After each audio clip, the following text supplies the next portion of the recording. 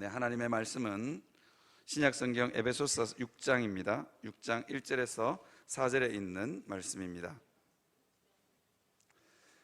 신약성경 에베소서 6장 1절에서 4절에 있는 말씀입니다. 제가 가진 성경으로 신약성경 316페이지입니다. 에베소서 6장 1절에서 4절에 있는 말씀, 제가 한 절 읽고 여러분 한 절 읽고 교독합니다. 자녀들아, 주 안에서 너희 부모에게 순종하라. 이것이 옳으니라.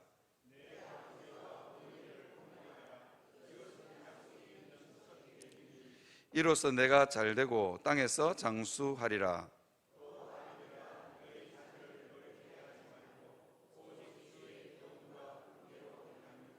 아멘.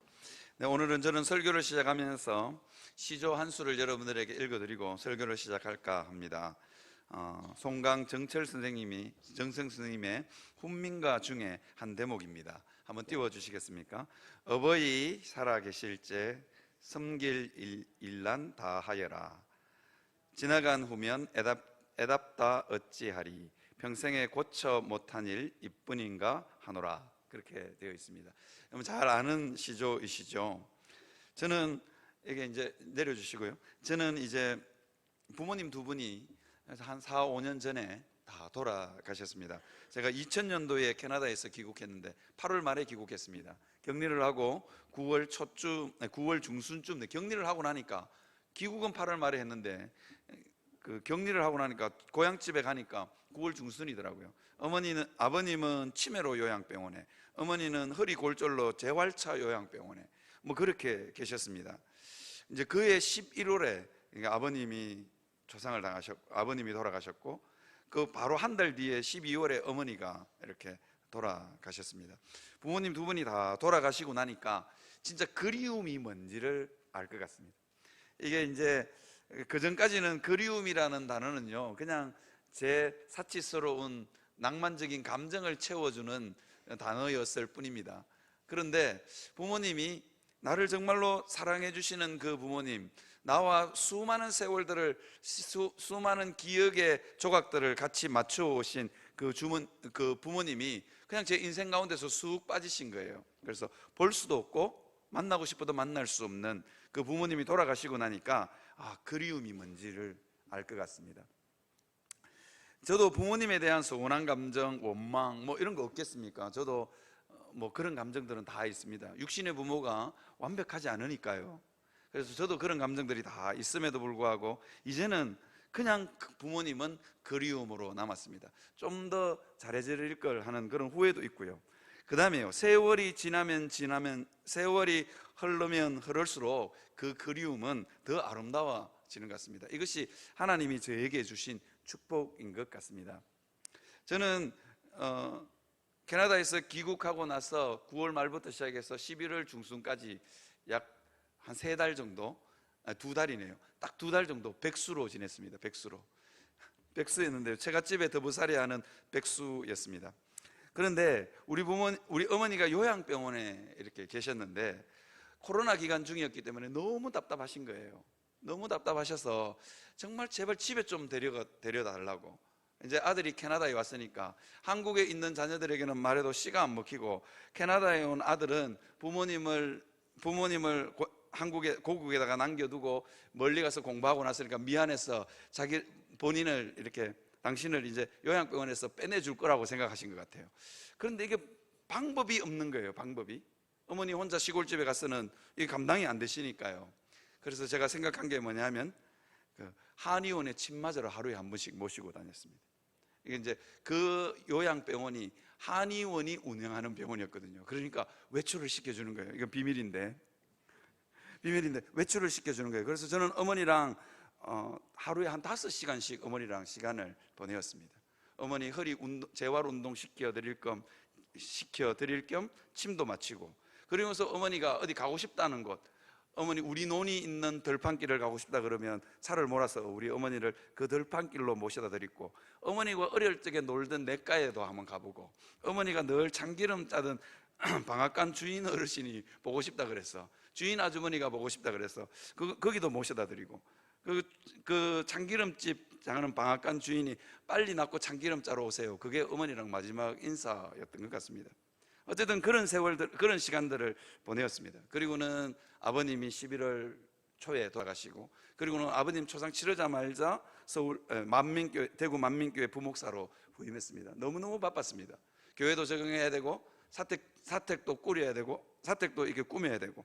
그래서 어머니를 이 사택이 다 꾸려지면 대구로 모실까, 우리 사택이 주택 2층이었는데요 저 계단길을 제가 어머니를 업고 오르락 내리락 할 수 있을까, 여러 가지 계산을 하고 있는 중에 어머니가 돌아가셨습니다.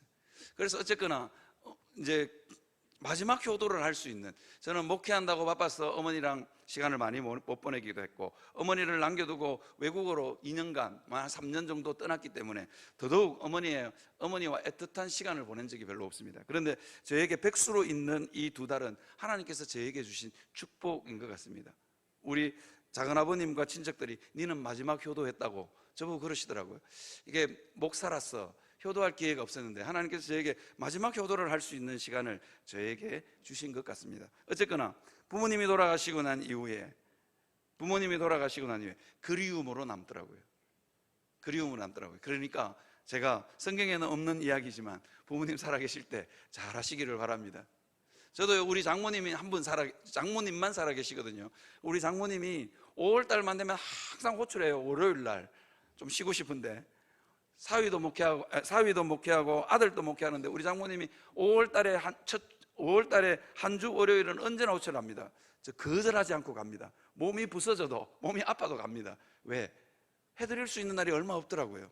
그래서 여러분, 부모님 살아계실 때 여러분 그리움으로 남을 그 부모님을 잘 섬기시는 여러분들이 되시기를 바랍니다. 그래서 성경은 보니까 에베소서 6장 1절에 보니까 자녀들아 주 안에서 너희 부모에게 순종하라, 이것이 옳으니라, 그렇게 이야기합니다. 순종하라 라고 명령했습니다. 우리는 부모에게 순종하고 부모를 공경하지 않을 만한 합당한 이유들과 충분한 이유들이 너무도 많습니다. 왜냐하면 육신의 부모도 완벽하지 않기 때문입니다. 우리에게 가장 깊고 가장 날카로운 상처를 남기시는 분이 누구냐? 부모님일 확률이 높습니다. 왜요? 제가 지난번에도 말씀드린 원수는 멀리 있는 게 아닙니다. 원수는 언제나 가장 가까이에 있습니다.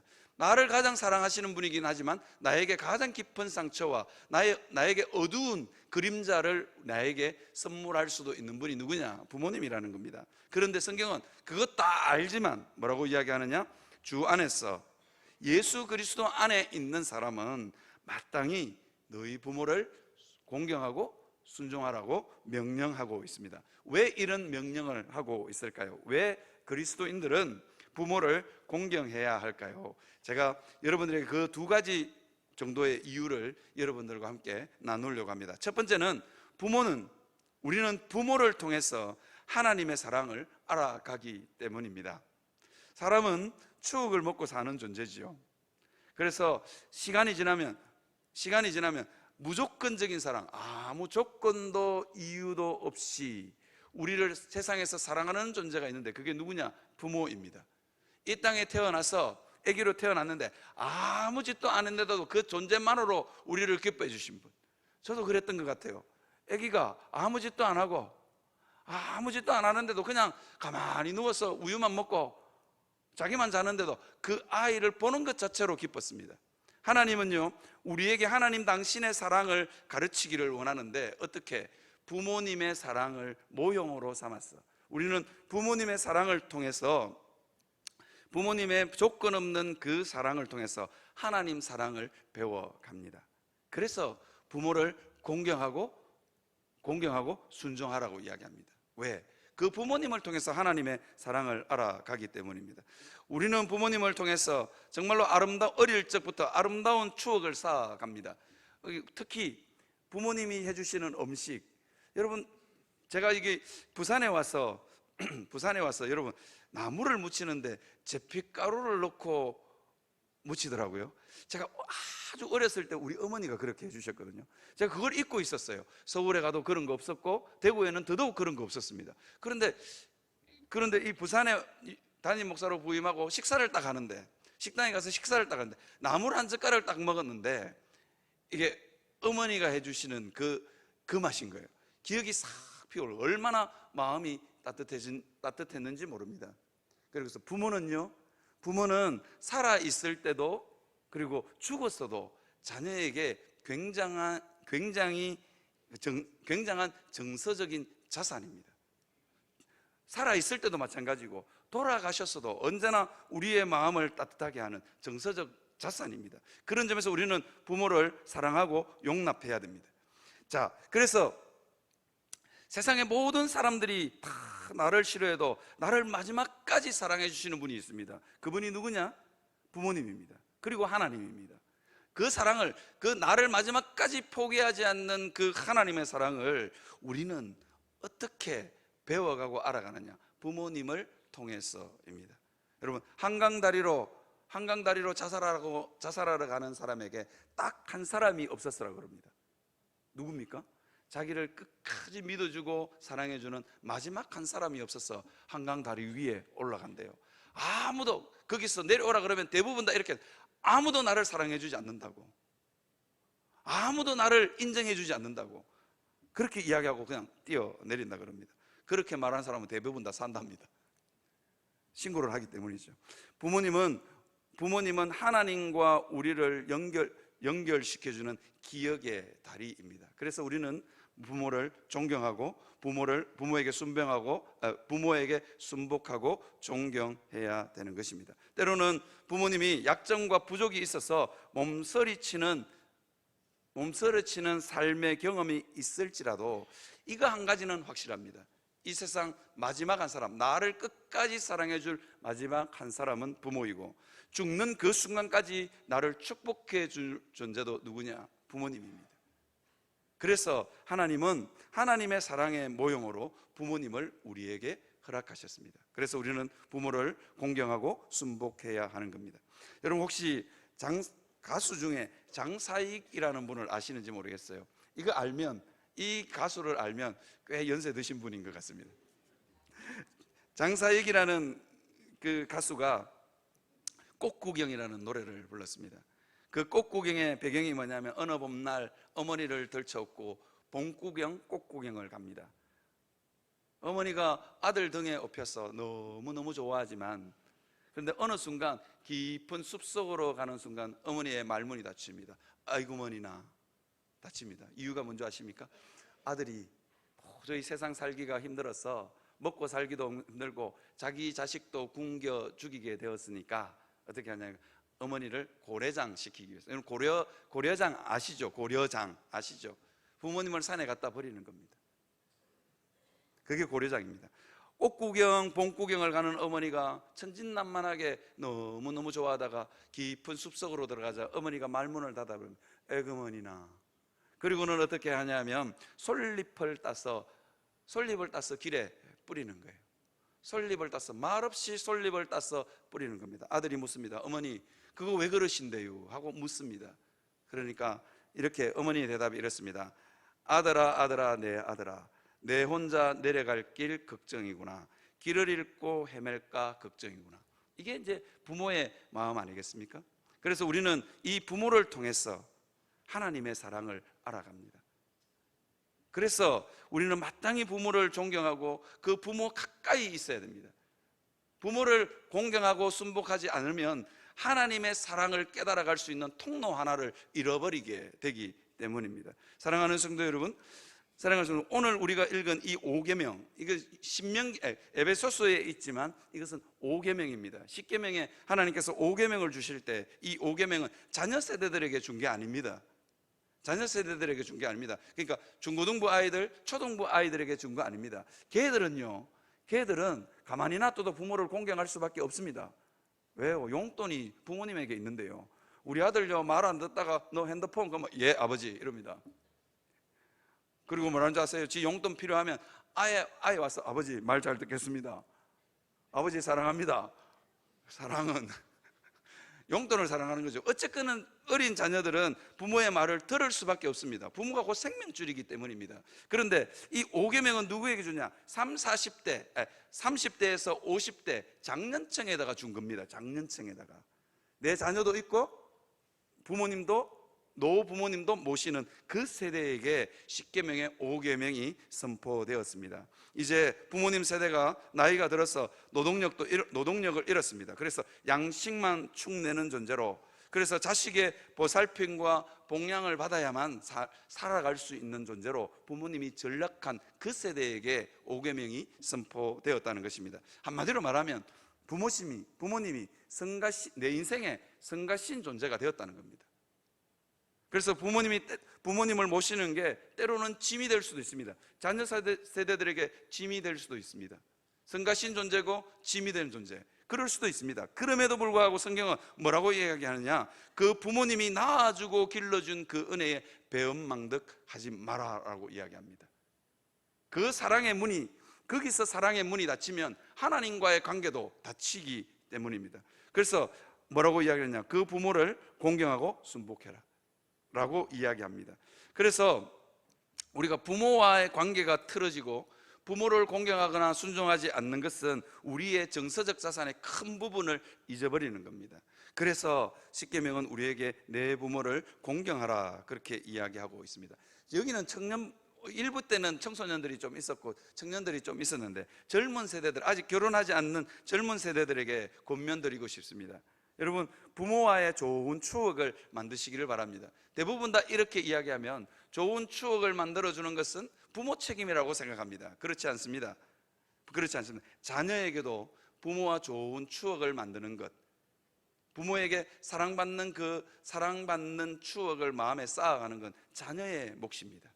그렇죠? 제가 제 핏가루가 든 나물무침 한 점에 부모님을 생각하고 눈시울이 뜨거워지는 것처럼, 마음이 너무너무 따뜻해지는 것처럼, 부모와의 좋은 추억은, 부모를 공경하고 부모와의 좋은 추억은 우리 인생의 굉장히 큰 정서적인 자산입니다. 그래서 우리 젊은 분들에게 권면드리고 싶습니다. 그 부모와 좋은 추억을 만드시길 바랍니다. 어르신들에게도 권면하고 싶습니다. 자녀들이 여행 가자 그러면 그냥 따라가세요. 못 이긴 척하고. 그 괜히 안 가시고 그러시면 안 됩니다. 그냥 따라가셔서 자녀들이 해주는 대로 그냥 다 받으십시오. 그래야만 돌아가셔도, 그죠? 살았어도 돌아가셔도 자녀들에게 정서적인 풍성한 자산이 될 수 있습니다. 그 다음에요, 중년층, 그러니까 그러니까 30대에서 50대 중장년층에도 제가 이야기하고 싶습니다. 여러분의 자녀들을 잘 키우기 위해서 부모를 홀대하지 마시기를 바랍니다. 제가 이야기 하나로 여러분들에게 권면하고 싶습니다. 이것도 고래장에 관련된 이야기인데요, 어느 옛날에 아버지가 어머니를 지기에 짊어지고 살인문을 나서는 거예요. 대문문을 나서는 거예요. 아들이 유심히 지켜보고 있다가 아버지에게 이렇게 이야기합니다. 뭐라고 하냐, 아버지, 할머니 지고 가는 그 지게 꼭 가지고 와. 할머니는 버리더라도 그 지게는 꼭 가지고 오라고 그럽니다. 그러면서 뭐라고 하냐, 왜? 그 지게가 너 왜 필요해? 그러니까 나도 나이 들면 아버지 갖다 버리게, 그렇게 되는 겁니다. 그죠? 그러니까 여러분들이 부모를 어떻게 섬기느냐의 모습을 자녀들이 보고 배우고 있습니다. 그래서 내 자녀가 잘되고 땅에서 잘되고 장수하는 복이 뭐냐? 여러분들이 부모를 잘 섬기고 그 다음에 공경하고 순복하는 겁니다.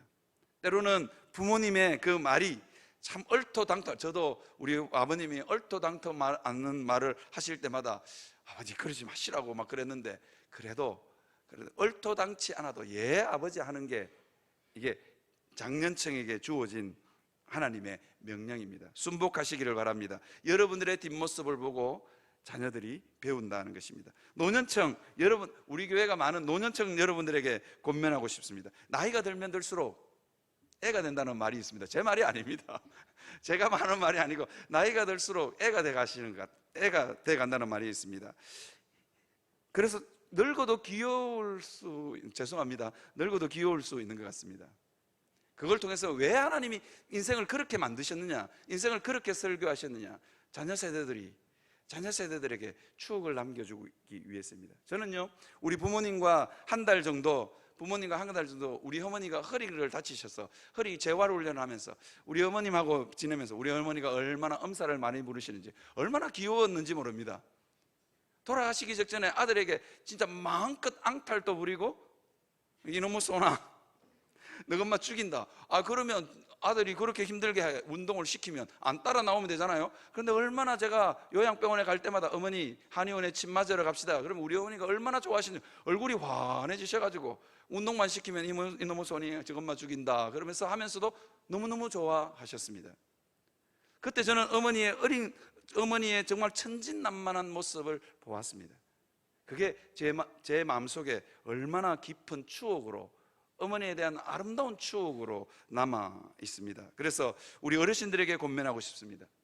어르신들에게 그냥 자녀들에게 좋은 추억을 쌓아주시는 여러분들이 되시면 하자는 대로 그냥 여행 가자면 가시고, 그죠? 돈 아까워도 좀 쓰시고 그럴 수 있었으면 좋겠습니다. 그래서 충분히 그것만으로도, 여러분의 존재 그 자체만으로도 자녀들에게 풍성한 정서적인 자산을 물려줄 수 있습니다.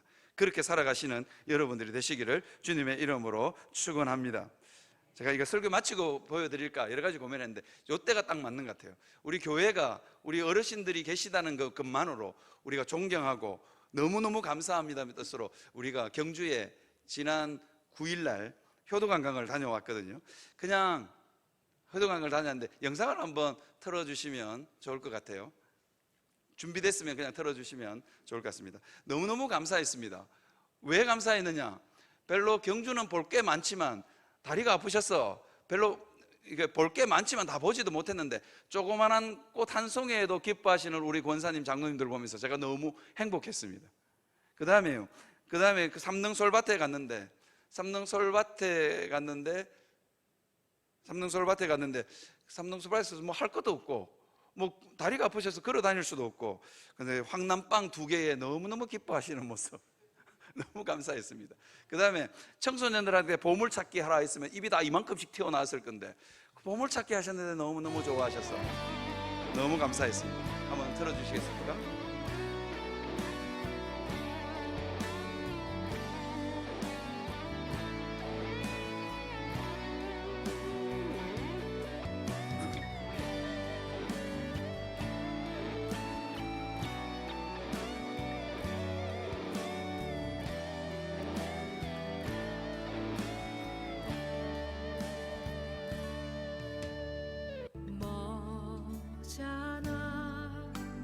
열매 맺히고 웃음소리 넘쳐나리라.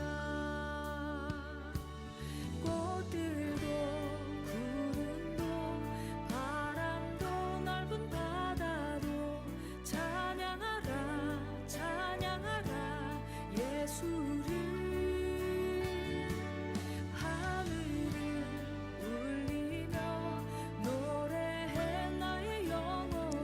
저 장면이 앞거리입니다.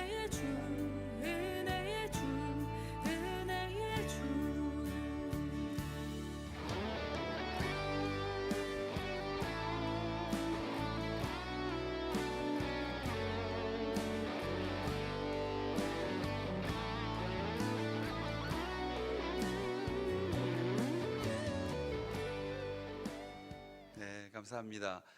어쨌거나 우리 교회에 부모 세대가 있다는 것은 하나님께서 주신 축복이라고 믿습니다. 그래서 내 부모를 공경할 수 있는 여러분들이 되시기를 주님의 이름으로 축원합니다. 두 번째, 우리가 부모를 공경해야 되는 이유가 뭐냐? 우리는 부모를 통해서 하나님을 만나기 때문입니다. 성경에 보시면 내 부모를 공경하라 그렇게 이야기하고 있는데요, 이 공경하다는 단어는 하나님께만 쓰는 단어입니다. 영어로 보면 honor라고 되어 있거든요. 영광스럽게 하다, 이건 예배적인 용어입니다. 그런데 성경에서 유일하게 이 공경하라는 단어를 쓰고 있는 곳이 있습니다. 그것이 어디냐면 부모입니다. 그래서 이게 부모를 공경하는 것을 통해서 우리는 뭘 배우느냐? 하나님을 공경하는 것을 배웁니다. 그래서 권위에 순복하는 것을 우리는 누구를 통해서 배우느냐? 부모를 통해서 배우게 되는 것입니다. 여러분, 믿음이 뭐냐? 믿음은요, 내 생각이 다 있지만, 내 생각이 있어요. 그럼에도 불구하고 내 생각을 꺾는 게 믿음이잖아요. 이게 내 생각은 있습니다. 내가 생각할 때 2000년 전에 죽은 예수라는 분을 믿어서 내가 천국 갈 수 있냐? 내 생각은 있어요. 안 될 것 같아. 그런데 믿음은 뭐냐? 그걸 끊는 게 믿음입니다. 그 생각을 끊는 게 믿음입니다. 그런데 이 공경하다라는 뜻에는 내 생각을 꺾다, 내 생각을 포기하다, 그런 의미가 담겨 있습니다. 그래서 우리는 어렸을 때부터 부모를 통해서 권위에 순복하는 법을 배우게 됩니다. 그래서 그것을 통해서 우리는 뭐하냐? 하나님 앞에 우리가 순복하고 공경하는 법을 부모를 통해서 배우게 되기 때문입니다. 그래서 부모와 잘못된 관계에 놓여 있거나 부모에게 불효하거나 부모를 공경하지 않거나 이것을 그렇게 되는 순간 우리는 하나님을 만날 수 있는 통로 하나를 잊어버리게 되는 것입니다. 그래서 부모와의 관계는 모든 인간관계의 기초입니다. 모든 인간관계의 기초입니다. 하나님께서는 권위자를 세워서, 첫 번째, 부모는 우리 인생에서 만나는 첫 번째 권위자입니다. 그것을 통해서 내 뜻을 꺾는 것을 배웁니다. 아이들이 그렇잖아요. 아이들이 엄마가 이렇게만 해도 울잖아요. 너 그거 안 돼 하고 인상만 한번 써도 아이가 울잖아요. 그것을 통해서 뭘 배우냐? 권위에 순복하는 법을 배웁니다. 그 권위에 순복하는 법들이 쌓이고 쌓여서 어떻게 했냐? 우리는 하나님께 내 생각을 꺾고 하나님 앞에 순복하는 법을 배우게 되어 있습니다. 그래서 하나님은요, 하이델베르그와 그 다음에 웨스트민스터 신앙 고백서는, 교리 문답은 이 부모의 단어를 어디까지 확대시키느냐? 권위자의 문제로 확대시킵니다. 그러니까 하나님은 첫 번째는 우리에게 부모를 만나서 권위에 순복하는 법을 배우고, 그 다음에 또 우리 인생 가운데 학교 선생님이나 교회 학교 선생님이나 또 아니면 교회의 장로님이나 권사님을 통해서 뭘 배우게 하시느냐? 권위자를 붙입니다. 이 부모는 확대됩니다. 부모라는 개념이 확대되어서 권위자에게 하나님은 우리를 맡기십니다. 그래서 그 권위에 순복하는 법을 배우게 하십니다. 그것을 통해서 우리는 뭘 배운다고요? 하나님 앞에 우리 자신을 꺾고 하나님 앞에 순복하는 법을 배웁니다. 그래서 부모와의 관계가 막히면 하나님을 만나는 통로 하나가 막힙니다. 그래서 사단은요, 끊임없이 우리에게 어떻게 하냐면 부모와 자녀의 관계를 공격합니다. 부모와 자녀를 공격합니다. 그래야만 부모와의 관계가 막히면 하나님과의 관계도 막히게 됩니다. 그리고 부모와의 관계가 뒤틀리면 하나님과의 관계도 뒤틀리게 되어 있습니다. 그래서 사단은 언제나 부모와 자식의 관계를 공격합니다. 이걸 아셔야 됩니다. 육신의 부모는 완벽하지 않기 때문에 언제나 자녀는 부모에게 반항적일 수 있습니다. 그리고 감사하지 않을 수 있습니다. 부모님, 엄마 아빠가 내게 해준 게 뭐 있냐고. 저도 가끔씩 듣는 이야기입니다. 저도 그랬던 것 같아요. 그런데 그렇게 하는 순간 하나님을 만날 수 있는 통로 하나가 막히게 되는 것입니다. 그래서요, 가끔씩 제가 신방을 가지 않습니까? 신방을 가는데 굉장히 초면인데도 불구하고 목사에게 아주 공격적인 분들이 계세요. 저는 처음에는 내가 뭘 잘못했는갑다, 내가 이 집에 들어올 때 뭔 잘못을 했나, 그런 생각을 종종 합니다. 그런데 나중에 알게 되었습니다. 초면에 제가 신방을 갔는데 처음 만나는데 저에게 아주 공격적인 분들, 이런 분들하고 신방을 하고 상담을 깊이 해보면요, 어디에 문제가 있는지 아십니까? 부모님하고 문제가 있을 확률이 굉장히 높습니다. 부모님이 엄격했거나 부모님이 자기에게 아주 비이성적이고 비합리적으로 되어 있거나, 그런 분들은 목사에게도 아주 공격적입니다. 그래서 부모와의 관계가 뒤틀린 분들은 어떻게 되느냐? 자기가 만나는 모든 사람들의 권위자와의 관계가 힘들어집니다. 그래서 이런 분들은 사회생활하기도 힘들고 직장생활하기도 힘들어집니다. 그러니까 부모와의 관계는 모든 인간관계의 기초입니다. 여기서 막히고 뒤틀리면 곤란하다는 겁니다. 그래서 내가 땅에서 잘되고 장수한다, 부모를 공경하는 첫걸음이 어디냐? 가장 기초적인 인간관계가 제대로 자리를 잡을 때 우리는 그 하나님의 복과 은혜를 누리게 된다 하는 것입니다. 하이델베르그 교리 문답은 우리에게 뭐라고 이야기하냐면, 부모에게도 약점과 부족이 있는데 그것을 인내하고 용납하라고 가르칩니다. 왜냐하면 육신의 부모도 이 땅에 죄를 가지고 태어났고 육신의 부모도 한계가 있기 때문입니다. 어버이 주일만 되면 부모에게 효도하고 부모에게 공경하라는 이 말이 굉장히 힘드신 분들이 있습니다. 왜냐하면요, 엮이는 가정 가운데 살았기 때문입니다. 아버지가 늘 술 먹고 집에 와서 온 살림살이를 다 두들겨 부수고, 그리고 자기를 두드려 패고 어머니를 두들겨 패고, 아니면 뭐 그렇게 하시는 부모님이 있는 분들, 그래서 썸뿌리가 있는 분들이 있습니다. 그래서 그 썸뿌리가 점점 이게 그냥 썸뿌리로만 남아있는 게 아닙니다. 이게 모든 인간관계로, 결국은 하나님을 만나는 통로조차도 오염시켜 버리기 때문에 성경은 우리에게 명령하고 있습니다. 내 부모를 공경하라라고 명령하고 있습니다. 목사님 중에도 종종 이런 분이 있습니다. 도저히 어버이주일 설교를 못 하시는 분, 저는 그런 점에서 참 감사합니다. 어쨌거나 어버이주일 설교를 할 수 있으니까요. 근데 목사님 중에는 정말로 엮이는 가정에서 자라서, 우리나라에서 아주 유명한 목사님입니다. 어버이주일만 되면 어떻게 하느냐, 외부 강사를 초청합니다. 도저히 자기 신앙 양식상 그 부모님을 공경하라고, 자기 마음속에 부모님을 공경하는 마음이 없는데 설교를 할 수가 없는 겁니다. 그러니까 외부 강사를 초청합니다. 그 교회는 어버이주일만 되면 온 교회 성도가 목사님을 걱정합니다. 올해는 목사님이 아버님이랑 화해했나? 이게 이제 늘 숙제인 것입니다. 목사님의 표정도 너무 어둡습니다. 결국은 이 목사님이 그렇게 두들겨 패는 아버지가, 두들겨 패고 온 집안을 부수는 아버지가 병원에 입원해 있을 때 가서 아버지 한 번 부르는 그걸로 모든 문제가 다 해결됐다고 합니다. 사랑하는 성도 여러분, 우리는 부모님이 우리의 정오의 대상일 수도 있고, 미움의 대상일 수도 있고, 섭섭함의 대상일 수도 있습니다. 왜냐하면 부모님은 내 가장 가까이 있는 분이기 때문에 깊고 날카로운 상처를 내 마음에 남길 수도 있습니다. 그럼에도 불구하고 우리는 그 부모를 공경해야 합니다. 공경하기 위해서 발부둥 치는 그 모습을 보시고 하나님이 우리에게 복을 부으시고, 이 땅에서 잘되는 복, 이 땅에서 장수하는 복을 우리에게 부으시기 때문입니다. 자녀를 키워가면서 부모도 여전히 약점이 있고, 부모도 여전히 부족함이 있는 것 같습니다. 저도 그렇습니다. 제가 여러 번 성도님들께 말씀드렸지만, 저는 고함 지르는 것을 우리 아버님으로부터 물려받았습니다. 저는 아주 고함을 잘 지릅니다. 그럼에도 불구하고 제가 우리 아들, 우리 딸에게 고함을 확 지르고 나서 제가 깨달은 게 있습니다. 우리 아버지도 내 마음 같았을까?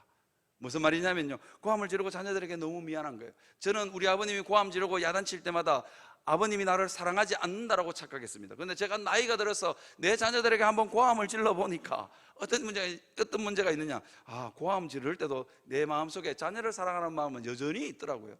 그래서 우리 아버지도 내 마음 같았을까, 그런 마음이 드니까 이게 용서가 되고 아버지가 용납이 되는 겁니다. 돌아가신 아버지임에도 불구하고 용납이 되고 용서가 되는 것입니다. 사랑하는 성도 여러분, 그래서 전도서 3장 11절에 보면 뭐라고 하냐면, 하나님이 모든 것을 지으시되 때를 따라 아름답게 하셨고, 여러분 그 복을 받아 누릴 수 있는 여러분들이 되시길 바랍니다. 여러분의 삶 가운데 어쩌면 하나님이 모든 것을 지으셨음에도 불구하고 여러분 썸뿌리가 있고 상처가 있고, 부모님이 도저히 용납이 안 되고 용서가 안 되시는 분들이 있다면 하나님께서 때를 따라 아름답게 하실 날이 있을 줄 믿습니다. 그래서 하나님 앞에서 부모를 공경하고 순복하기 위해서 발부둥 치시는 여러분들이 되시기를 주님의 이름으로 축복합니다. 그러면 어떻게 되느냐, 하나님이 때를 따라 아름답게 하시는 그 인생의 세월들을 보내면 사람에게 하나님을 영혼을 사모하는 마음을 우리에게 주시고요, 그리고 하나님이 하시는 일의 시종을 사람으로는 측량할 수 없다는 것을 깨닫게 됩니다.